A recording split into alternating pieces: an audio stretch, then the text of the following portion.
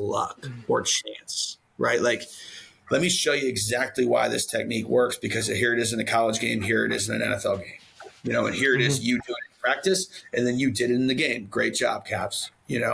Well, here's also why it didn't work, because we dealt with a lot of ball security stuff this spring where we were doing some different drills. And so I'm showing NFL clips of this is why the guy fumbled, because he didn't have the fifth point of pressure when he's running through contact. Like, it's not by chance he fumbles. It's not by chance those things happen. So I think sometimes coaches want to explain the why all the time. One, sometimes we don't have enough time, but two, sometimes they're so frustrated. They're like, you messed up, whatever. Like, you got to know the why. And I think if you know the why of the good and the bad, then I think you have a chance, Yeah, there was a quote that I heard that's from he's like a business guy, but he said, you don't build confidence by shouting affirmations in the mirror, but by having a stack of undeniable proof that you are who you say you are. Yeah.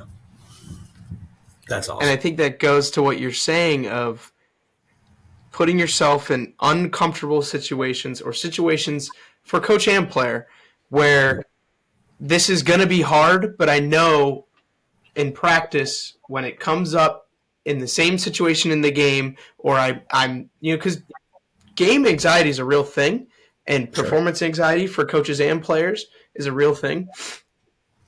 They have something to, instead of being like, I can do this, they can just look back before the game, or go back in their head and say like, oh, I have done this. I've overcame adversity. I've overcame self-doubt. And it doesn't have to be the exact situation. This punt coverage came up, or this play came up and I did exactly right. It could be, I've been in uncomfortable situations before. I know how to get past uncomfortable situations. Yeah, for sure. And that's why like the Friday morning workouts are as important as anything. You got to get comfortable there. Like you said, like, we're going to try to replicate it in practice when it comes to football, but the exact play may not happen. But as long as you've been in situations and you understand concepts, then you'll be able to react, hopefully, at the moment of truth. And, I think that that's really important. I think my favorite quote from you, though, is never get caught less than ready. Yeah, never get caught less than ready. I stole that one from Mike Tomlin, but you can make that me. I'm putting your name on it. Put my name on it. Yeah, never get caught less than ready. And I think that that's so important. Like right now, we have a really young recruiting staff at UConn, for instance. We just hired one of our former players, one of our linebackers. He was Special Forces Player of the Year, and we hire him as the director of recruiting operations. And all of them are young over there. And I'm kind of overseeing some of that right now with one of our other coaches.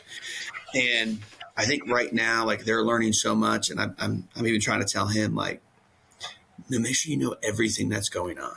Like, even though your role may be to book the hotel, book the rental car, and do the facility tour, make sure you know how the transcript gets evaluated by compliance. Like know everything that's going on around you. I think so many people, things have gotten so specialized. People just play one sport now.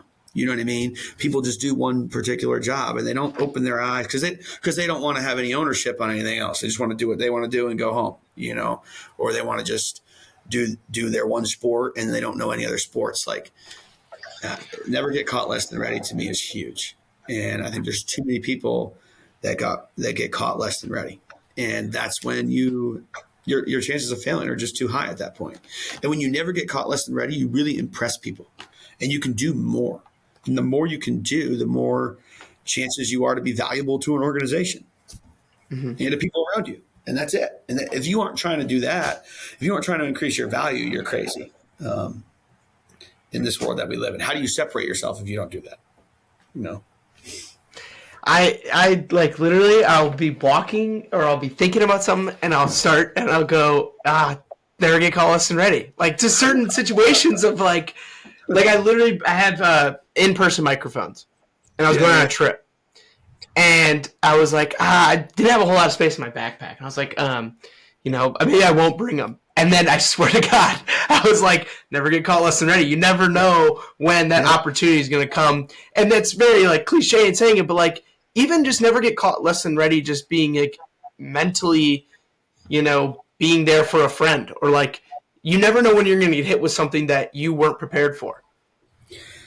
Yeah, and yeah, I totally agree. Like, what if someone walks in this office right now and has something that's happened in their life? What's the best way I can react to that? If you're not prepared for those things, then you're not getting yourself ready to succeed. And you can't predict everything, just like we can't predict everything on the field. But when you come in to your workplace, or you come into life, or you come into an interaction with someone, and you're giving your all, then you won't get caught less than ready. You know what I mean? Like, you just won't. But there's too many people that are just kind of, I think too many people sleepwalk through some things, or they don't take certain things as serious. They don't understand why every detail matters, and until it does. And sometimes it catches you at all the wrong times. I think you either might be muted or the speaker might have cut out on mine.